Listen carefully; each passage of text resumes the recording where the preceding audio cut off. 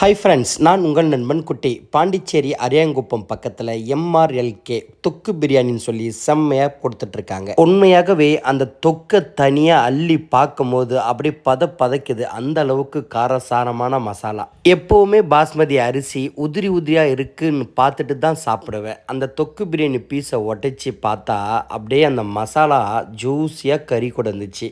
ஒரு பைட்டு அடிக்கலான்னு சொல்லி எடுத்து சாப்பிட்டேன். உண்மையாகவே நான் சாப்பிட்டதுலே ஒரிஜினல் தொக்கு பிரியாணி இதான் அப்படின்னு சொல்கிற மாதிரி இருந்துச்சு. இந்த கடையில் வரும் எல்லா கஸ்டமரையும் இந்த கடை ஓனர் உறவினர் மாதிரி உபசரிக்கிறாரு. அதுவே எனக்கு ரொம்ப பிடிச்சிருந்துச்சு.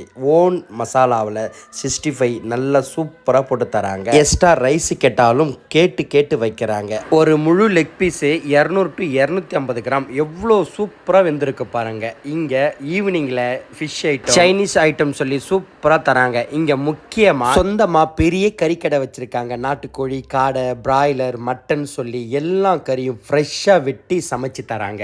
அண்ணங்கிட்ட, அண்ணா நான் ப்ரொமோஷன் காசு வாங்குறதில்ல, ஒரு 3 பிரியாணி கொடுத்தா யாருக்காவது கொடுப்பேன்னு சொன்னேன். அண்ணன் சந்தோஷமாக கொடுத்தாரு. 1000 2000 காசு வாங்குறதோட இந்த மாதிரி இல்லாதவங்களுக்கு சாப்பாடு கொடுக்கறது அதை விட எனக்கு சந்தோஷமாக தோணுது. உண்மையாகவே இந்த கடை எனக்கு ரொம்ப பிடிச்சிருந்துச்சு, அனுபவமாக இருந்துச்சு. இந்த கடை ஓனருடைய அனுசரிப்பும் உபசரிப்பும் வார்த்தைகள் எனக்கு ரொம்ப பிடிச்சிருந்துச்சு.